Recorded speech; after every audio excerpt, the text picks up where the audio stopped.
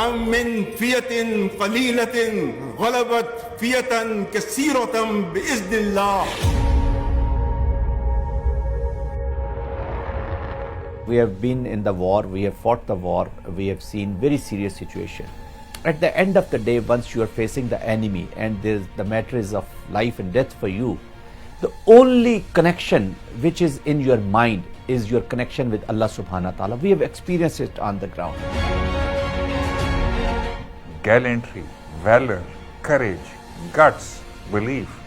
And they realized that should they pitch these forces in our water, they would actually meet their fate, which is at the bottom of the sea.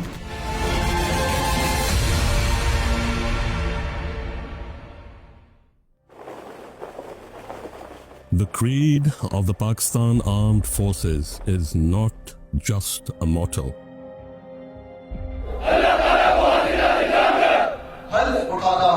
Pakistan ka hami. It is our living oath, a reminder of what we are. This oath is actually the fundamental foundation for any soldier, and this is primarily this reflects his contract with the state. It is our collective call to arms.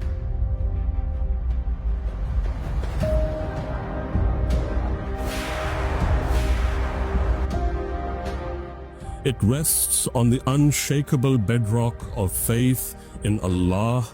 It is bolstered and strengthened by our trust in the divine. The very foundation of this country, Pakistan, is also based on La ilaha illallah Muhammad Rasulullah. So whatever he is doing for the state, the contract which is signed with the state, in fact it is directly contract with the Allah subhanahu wa ta'ala. And it is expressed by our willingness to give up all for our nation. This is our lifeblood. It flows in the veins of every soldier who guards this sacred soil.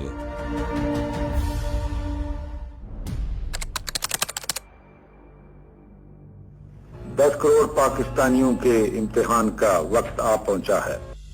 When President Ayub declared that the enemy does not know who they have actually challenged, it was the voice of the nation, came from the heart. And entire nation was ready to go into the battle and do whatever they can. In September 1965, when India's tanks rolled towards Lahore, when its jets thundered in the skies above, and when its ships thought they could take liberties with our territorial waters, the whole world thought Pakistan would fall. But instead, they saw a nation rise. Rise with unshakable faith and courage and valor. 65 was the true reflection of the true defense of Pakistan. 65 war was a demonstration of the potential of Pakistan, and again the biggest reflection and representation of the unbounded resolve of the Pakistani nation. Believe you me that Pakistan was one nation, one soul at the time of 1965 war. 65 war was the time when we truly wrote our legacy. The value system, Rafiqi, Alam, Sajjad Haider, Noor Khan, Asghar Khan. So the value system they defined in terms of valor, gallantry, and the spirit for Pakistan carries on till today. If you look at the two navies and the numbers, the presence of an Indian aircraft carrier and larger number of vessels gave a clear edge on the paper to the Indian Navy. Our armed forces, though they were outnumbered, stood resolute. Every soldier of Pakistan, whether he of that era or the present era, it's his great wish that Allah may subhanahu wa ta'ala may provide an opportunity to fight this enemy, the enemy of Pakistan, that is India. So the soldiers, they really take this opportunity as a prized moment in their life. Coordinator Dilawar, who was the flight commander of number 14 squadron, is walking to the aircraft, air defense alert hut, and this rookie flying officer, he says, Sir, we will be outnumbered. There will be many aeroplanes. So he takes a puff and he says, Mundiya fair ki hoya, chal chaliye. And they gave great fight. But the conduct of the war was such that Indian Navy failed to venture out and even face Pakistan Navy.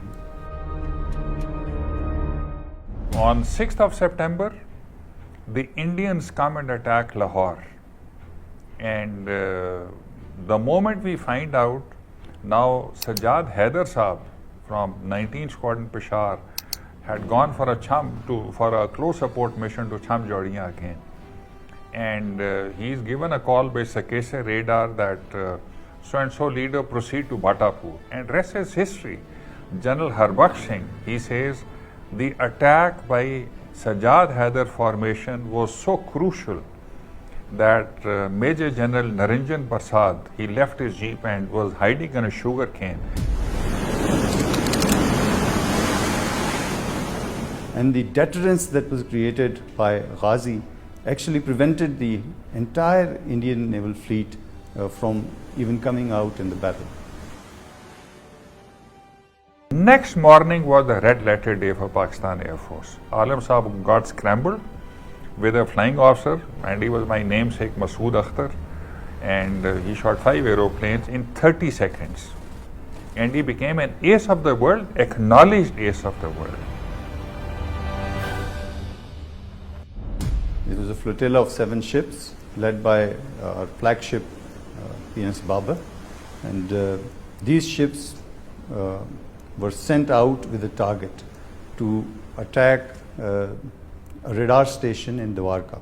The enemy had refused to come and face the challenge, and we wanted to draw out the enemy ships into the battlefield. There was an air station there and some HFDF facilities which were being used to launch air raids against Pakistan and Karachi specifically. So it was decided that we would target that air station and take out the radar station at Dwarka.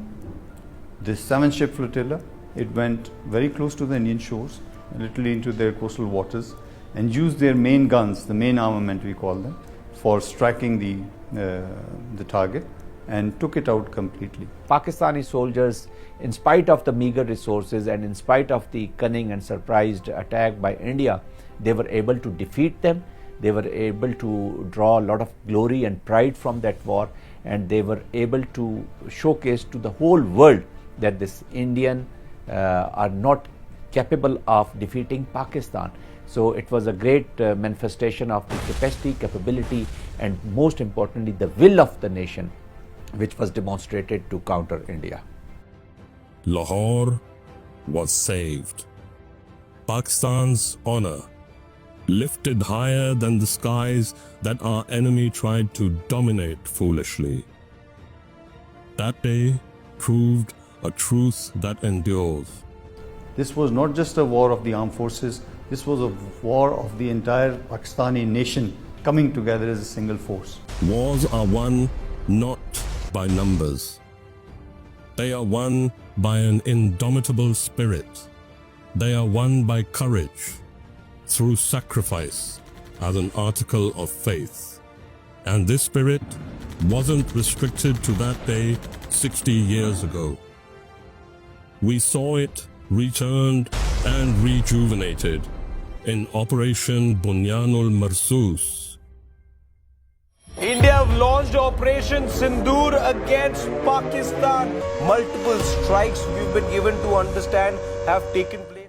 When India's foolhardiness prompted it once again to test our sovereignty, Pakistan's response was breathtaking. As to what happened, same thing. Heavily outnumbered, 70 plus versus 30, but we again wrote history. In first defensive maneuver, in first 20 to 30 minutes, you made such a huge military irrelevant. Their air force was down for 2 days. It was measured and calculated, precise. It was overwhelming. So when on 6th and 7th, when this skirmish took place, the air staff saw a small build-up taking place somewhere close to 11 o'clock. Around 12 o'clock, there were 70 aeroplanes in the east, plus and 30 on our side. Once again, they had brought the TSR matrix in their favor: time, space, relative strength. Air Chief Marshal Sidhu said, defensive counter-air till such time that there is a declared war. And declared war is when an aeroplane or a missile or a projectile flies across our borders. So around 12 till 12:30, he remained defensive counter-air. We didn't want to open a war. So that is the time the first projectile flew towards Bahawalpur. That is the first time when Sidhu said, go full offensive counter-air. Meaning thereby, had he decided once the 70 versus 30 plus minus had amassed, had he said go offensive, they may not have been able to launch even their air-to-surface weapons. And then there was a BVR, beyond visual range missile war, that went on for an hour plus minus. That's a record. This is going to be studied as a case study for decades, I think, and already has been. Pakistan claims it has shot down 5 Indian fighter jets. Well, there's growing evidence that India lost prized fighter jets during strikes on Pakistani-controlled territory. These are the French-made fighter jets. Pakistan should take pride in the fact that they were able to shoot them down. I said, that's not good. That's a lot of jets, you know. $150 million planes were shot down. Alhamdulillah, we have the will, capacity and capability to protect our sovereignty and territorial integrity. And we are all well aware of the ways and means to do it. Now you just wait for our response. Bismillahirrahmanirrahim. Today on 10th May, at the time of Fajr, we have given a strong punch to our enemy. Pakistan says the country has launched a retaliatory military operation against India. We have seen this pattern of strikes in the morning, then retaliatory strikes at night. It is hard to imagine from this moment where I stand that New Delhi won't want to respond. घबराहट एक तो लोगों की नजर आ रही है क्योंकि तमाम एयरबेस ध्वस्त होते हुए नजर आ रहे हैं, आग के गोले में बदले हुए नजर आ रहे हैं. India, according to Pakistan, reached out to Secretary Rubio, reached out to the Saudis, reached out to the Turks, reached out to others to find a diplomatic off-ramp, got engaged after that onslaught in diplomacy. Within about 5 hours it was done. It was done. Now, maybe it starts again. I don't know. I don't think so, but I'll stop it. Unity held the line. Sacrifice gave it strength. And Pakistan's defense stood unshaken, proving to be the iron wall that no enemy could breach, let alone break. Today, the battlefield is a changed place. India no longer populates it with tanks and planes. It infuses terrorism, fans and stokes extremism. It employs every stratagem of fifth-generation warfare. Its assault is no longer mere bombs and bullets, but is perpetuated by propaganda, lies, and digital traps. These Hindutva mindsets, saffronized mindset has already, people like Doval, like Amit Shah. So they very pronouncedly, they speak about this approach.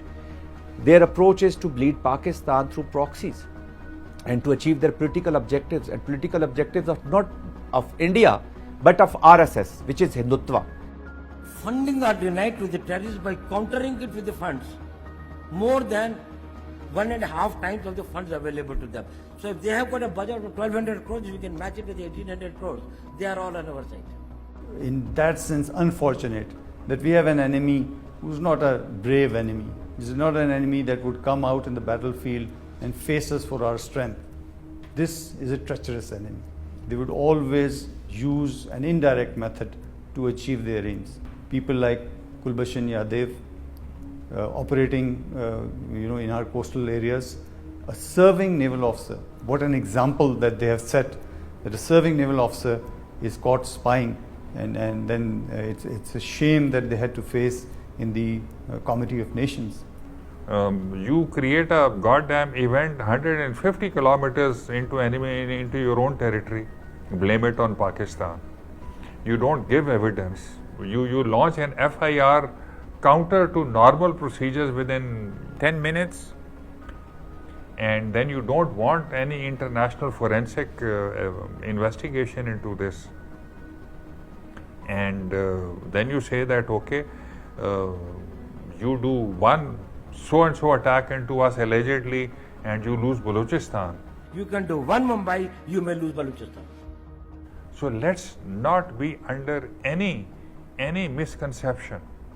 We have been groomed, trained and made to fight, and inshallah we'll keep doing this till the time these core issues are not resolved. It's a negative peace. Absentia of war or silencing of gun is never, is we can't call it a peace. The positive peace or the total peace will be achieved once we will address the core issues. But let there be no doubt, whatever form the enemy's intent takes, whether it attempts to overcome us with guns or with words, by dint of force or by trickery and deceit, the spirit of 1965 lives on.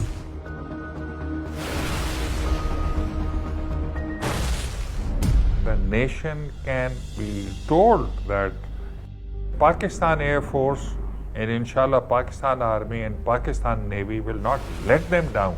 We will remain as a shield for Pakistan in the maritime frontiers. You will see that this Indian society will succumb, and this nation will succumb to this very burden of this RSS and Hindutva, the journey which they're doing from, they've taken from secularization to the saffronization. So this is their covering up this path very quickly towards the destruction and collapse of the Bharat, inshallah. It lives on in our soldiers.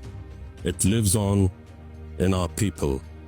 It lives on within every one of us. And that is why, should India ever attempt to repeat its mistakes and try to harm our motherland, our response will be ruthless.